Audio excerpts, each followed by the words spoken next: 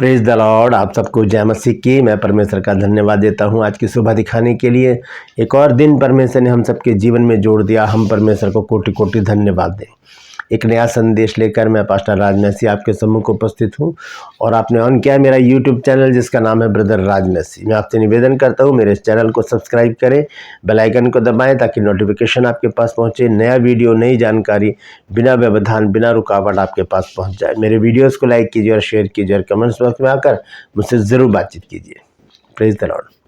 आज का संदेश जो है वो मैं आपको बता दूं कि एक भाई हैं, उन्होंने कल या परसों यूट्यूब पर यहीं पर ही कमेंट्स में लिखा था कि क्रिसमस पर आप एक संदेश दीजिए। तो आज क्रिसमस पे एक छोटा सा संदेश मैं देने जा रहा हूँ। मैं पहले भी दे चुका हूँ उस पर, लेकिन जब मैं सुबह तैयारी कर रहा था तो परमेश्वर ने मुझे बाध्य किया कि मैं इस विषय पर आपके साथ आज बातचीत करूं। तो हम आज क्रिसमस पर बातचीत करेंगे कि क्यों क्रिसमस हम मनाएं और इसका संदेश क्या है, क्रिसमस का संदेश क्या है। तो बने रहिए मेरे साथ, पूरा संदेश सुने और इसे शेयर करें ताकि और भी लोग इन बातों को जान सकें। ट्रू पर्स में आज का सवाल है, आपको बताना है कि परमेश्वर ने किस दिन को आशीष दी। परमेश्वर ने कौन से दिन को आशीष दिया, जानते हैं तो कमेंट्स में लिख दीजिए, नहीं तो डिस्क्रिप्शन में आपके सवाल का जवाब मिल जाएगा। आइए एक छोटी सी प्रार्थना करते हैं, उसके बाद आज के वचन में चलेंगे।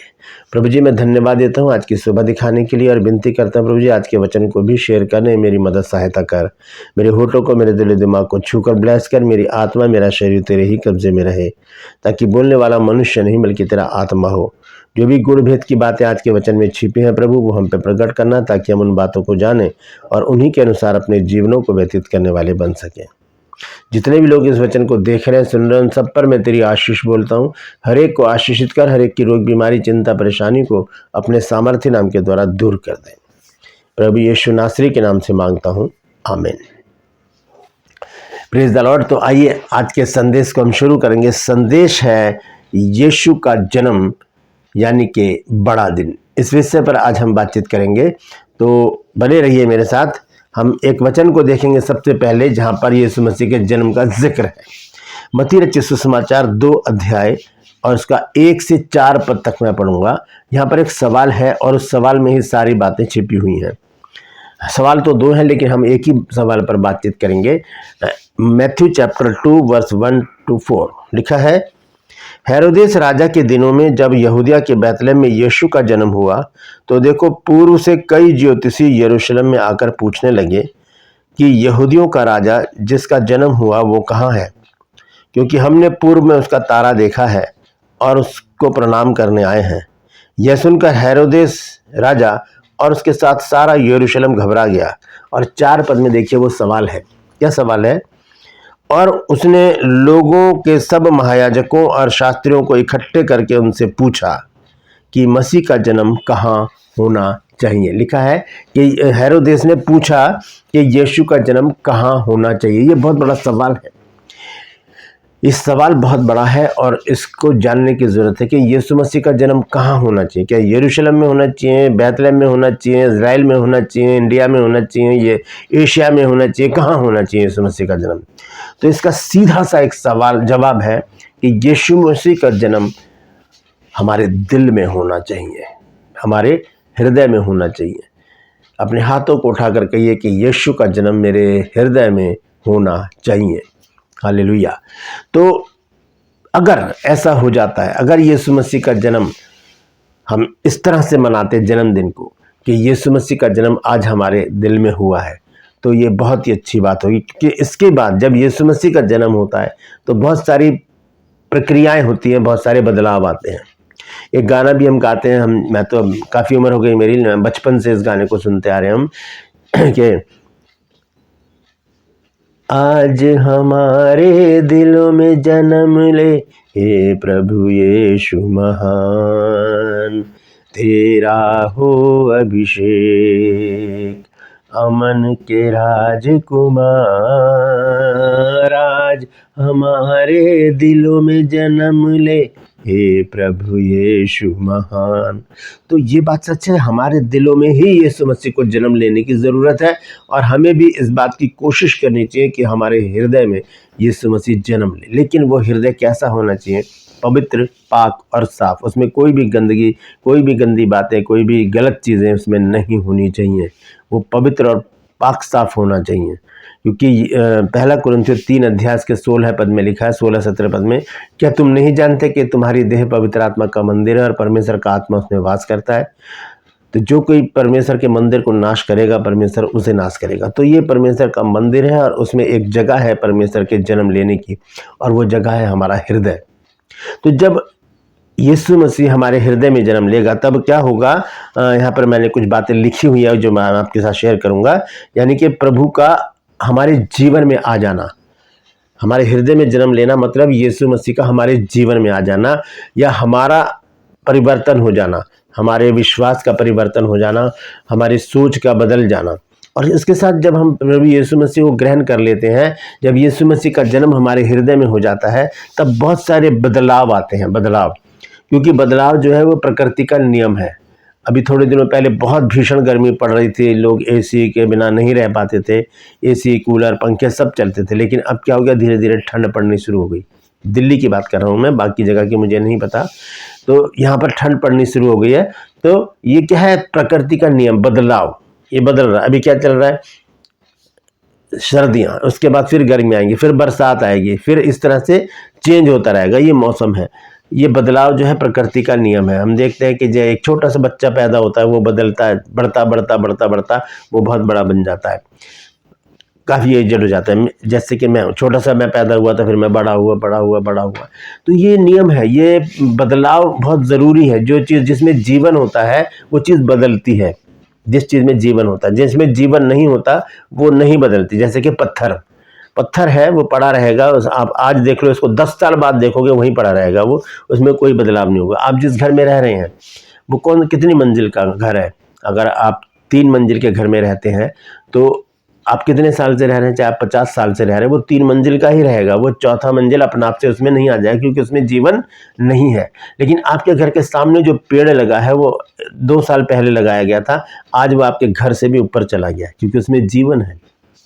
तो जिसमें जीवन होता है वो चीज़ बदलती है। वो बदलाव बहुत ज़रूरी है। एक से चीज़ रहने वाली वो कठोर होते हैं, वो पत्थर होता है। और उसके साथ बहुत सारी चीज़ें बदलती हैं। बदलाव हमारे जीवन में जब बदलाव आता है तो हमारी जीवन शैली में भी बदलाव आता है, हमारे व्यवहार में बदलाव आता है, हमारी सोच में बदलाव आता है, और हमारे रहन सहन में बदलाव आता है, हमारी ज़ुबान में बदलाव आता है, और यहाँ तक कि हमारी आँखों का देखने का तरीका भी बदल जाता है। कब? जब यीशु मसीह हमारे जीवन में आते हैं, क्योंकि यीशु मसीह तो पवित्र है और बहुत ज़रूरी है कि उसके लोग भी पवित्रता से अपने जीवन को जिएं। और अगर यीशु मसीह को अपने हृदय में जन्म देना चाहते हैं तो सबसे पहले हृदय को पवित्र करने की ज़रूरत है, क्योंकि एक भरा हुआ गिलास है, पानी से भरा हुआ गिलास है, और आप किसी से कहें कि इसमें पानी ले आना, तो उसमें और पानी डालेंगे तो सारा गिर जाएगा। उसमें नया और ताज़ा पानी भरने के लिए उस पानी को फेंकना पड़ेगा। तो इसी तरह से हमारे दिल में जो व्यर्थ की बातें हैं, गंदी बातें हैं और बेकार की बातें, उनको निकाल कर फेंक कर हमें यीशु मसीह को उसमें जन्म देना पड़ेगा, ताकि वो एक नया जीवन हमारा बन जाए, हमारे हर एक चीज़ बदल जाए, हमारी जीवन शैली बदल जाए, हमारा बोलने का तरीका, हमारा व्यवहार, हमारा चरित्र, हमारा चाल चलन, हमारी दृष्टि और हमारा सब कुछ, हमारा रहन सहन, सोच, सब कुछ बदल जाए, हम नए बन जाए। कब होगा? जब हम यीशु मसीह को अपने हृदय में जन्म देंगे। हम एक वचन देखते हैं कि जब यीशु मसीह हमारे हृदय में जन्म लेता है तब क्या होता है। दूसरा कुरिन्थियों 5 अध्याय और उसका 17 पद जब हम पढ़ते हैं, 2 कुरिन्थियंस चैप्टर 5 वर्स 17, यहाँ पर देखिए क्या लिखा है।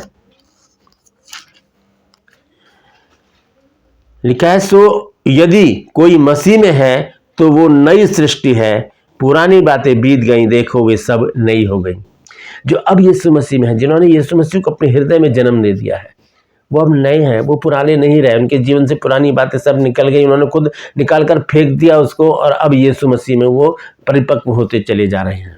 और इसी तरह से रोमियो की पत्री में लिखा है 8 अध्याय और उसके पहले पद में, यहाँ पर देखिए क्या लिखा है। रोमियो 8 के पहले पद में, रोमन चैप्टर 8 वर्स 1 लिखा है, सो अब जो मसीह यीशु में है उन पर दंड की आज्ञा नहीं, क्योंकि वह शरीर के अनुसार नहीं वरन आत्मा के अनुसार चलते हैं। यानी कि जब यीशु मसीह को हम अपने हृदय में जन्म देते हैं तो हम आत्मिक बन जाते हैं और आत्मा में चलते हैं, आत्मा के अनुसार चलते हैं, आत्मा के चलाए चलते हैं और हमारा पुराना जीवन वो समाप्त हो जाता है। लिखा है कि तो अब जो यीशु मसीह में उन पर दंड की आज्ञा नहीं है, क्योंकि वो शरीर के अनुसार नहीं चलते।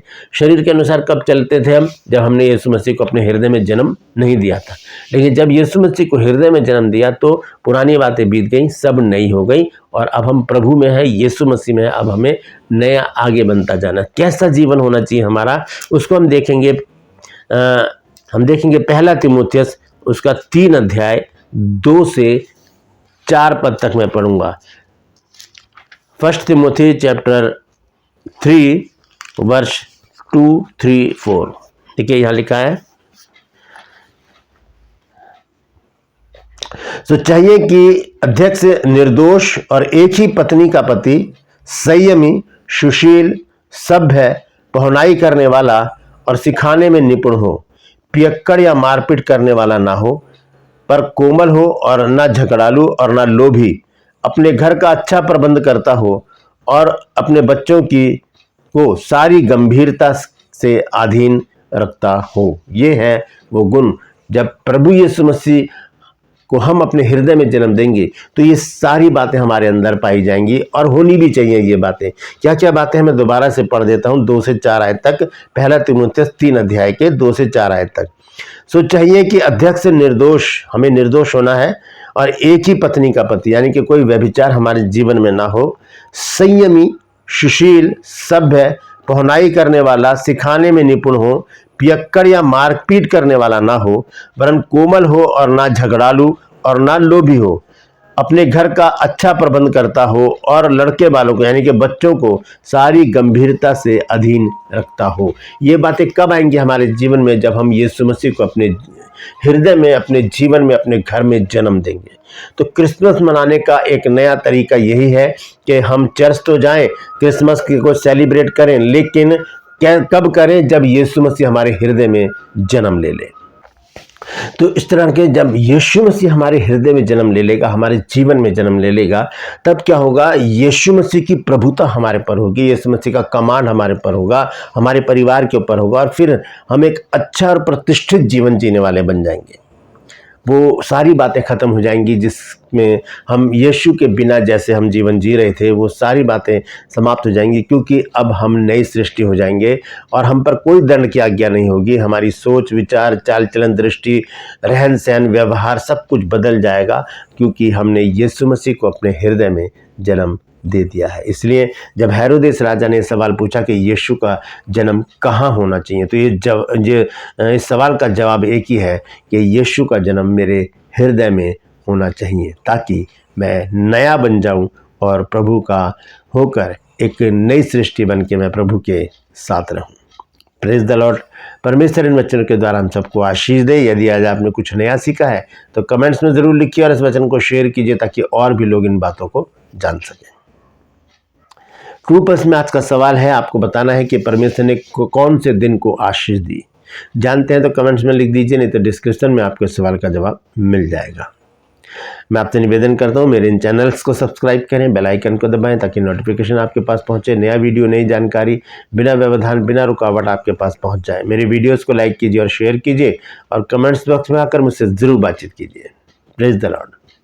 आज के लिए बस इतना ही। फिर मिलूंगा एक नए संदेश के साथ, एक नया वीडियो लेकर। तब तक के लिए मुझे इजाज़त दीजिए, लेकिन अपना और अपनों का ख्याल रखिए और अपने दिल में आज ही यीशु मसीह को जन्म दे दीजिए। 25 दिसंबर का इंतज़ार मत कीजिए। Praise the Lord. परमेश्वर आप सबको आशीष दे।